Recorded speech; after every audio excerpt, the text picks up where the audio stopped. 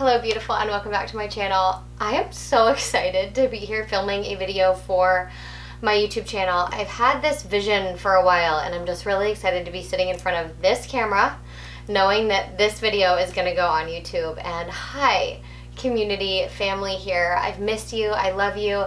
Truly, this is where it all began for me. This is where the world opened up to me for online community and online engagement and friends and mentors and people online that have since become my family and that have been so incredible to work with and walk with and learn from and teach. And it's just been truly an honor to be on this platform and to have you all here with me. And I love how many of you, when I post videos here again, DM me on Instagram or message me on Facebook and say like, oh, I'm so excited that you're back, or comment below, right? There's a comment section here, I forget.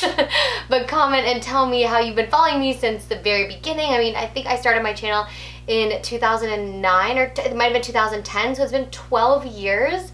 And I was a beauty channel and a beauty blogger, and I love makeup so much, and it's a big creative outlet for me. But we've transitioned. Like, I've been doing a lot of personal growth and development and things on this channel, and I initially started a separate channel where I was going to teach Kundalini yoga, which is something that I'm really passionate about, and I love so much what it's done for my life, and share it there. And then I started to feel like, why did I never introduce it really on this channel? And as I have grown and evolved, this channel gets to do the same thing, and that is what I'm here to do. And I think there are so many reasons why, but intuitively I just know, and I trust that knowing that I'm meant to be here and do this now and share this beautiful technology and yogic practice with you all. And I'm also going to be publishing a podcast soon, so that'll come out on this channel as well as other listening platforms. But I'm going to use this channel to really share with you this ancient yogic technology of Kundalini yoga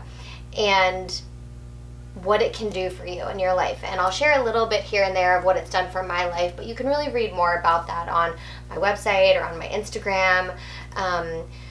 Really, it's about practice and experience here. And I've said a few times over the last couple years that really, and specifically in the last month, that like I feel that the world is shifting and everybody is looking for a deeper feeling in their lives, happiness and joy and peace, and people are getting really in touch with the emotions that feel out of alignment, like fear and grief and sadness, and they want to be able to make friends with those emotions, but also be able to pivot back towards happiness and love and peace and hold that whole existence of humanity that exists inside of these emotions. And I feel that the change makers of the world are the ones creating experiences for people to feel more deeply into who they are and to lead themselves where they want to go.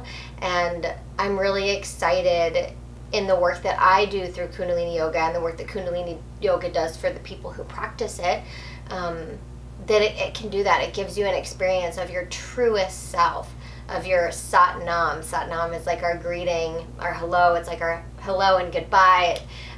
It's like a version of namaste, or peace be with you, or aloha.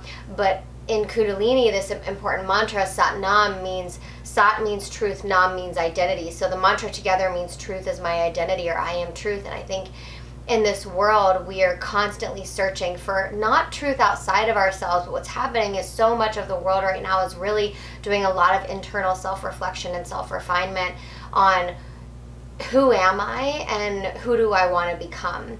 And that involves really tapping into the essence of who we are, our personal truth, that wisdom that exists inside of our soul, that is there for, has been there for many lifetimes, the part of us that goes on long after death and that continues to evolve and grow. And that's the part of us that is going through this process of evolution and of transformation. It's not happening in the mind, it's happening through the body to the soul.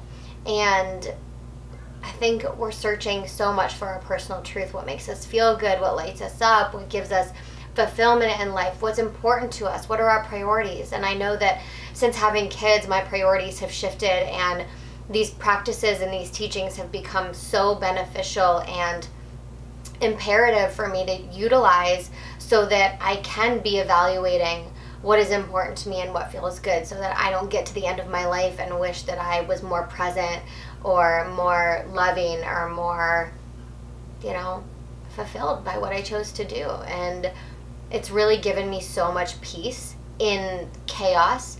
It's given me a lot of trust in myself and a deep relationship with my physical body, and then the 9 other bodies that exist in this practice of Kundalini Yoga. And I'll talk a lot more about those different things, but for today I really just wanted to open with a practice together, one that activates and kind of stirs up that Kundalini energy that sits at the base of the spine, and when we activate it, it kind of moves up through the chakras and back down, and the more that we activate that Kundalini in a subtle, safe environment, the higher our consciousness goes. And I also want to say that Kundalini is not dangerous, and that I am a certified Kundalini yoga teacher, and that if you hear things like Kundalini awakenings and Kundalini risings, that's not the same thing as Kundalini yoga.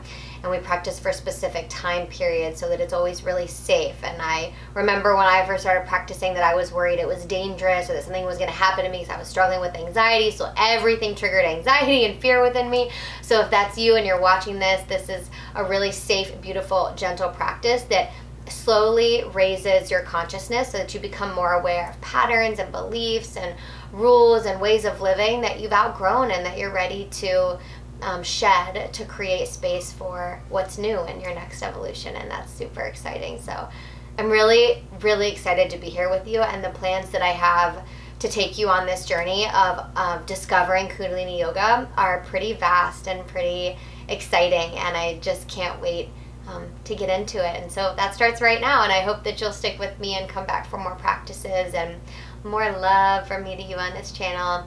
And so let's go ahead and get started. So in Kundalini Yoga, sometimes teachers will teach a tune-in where they chant Om Namo Gurudev Namo, which means like I bow to the wisdom and the teacher within.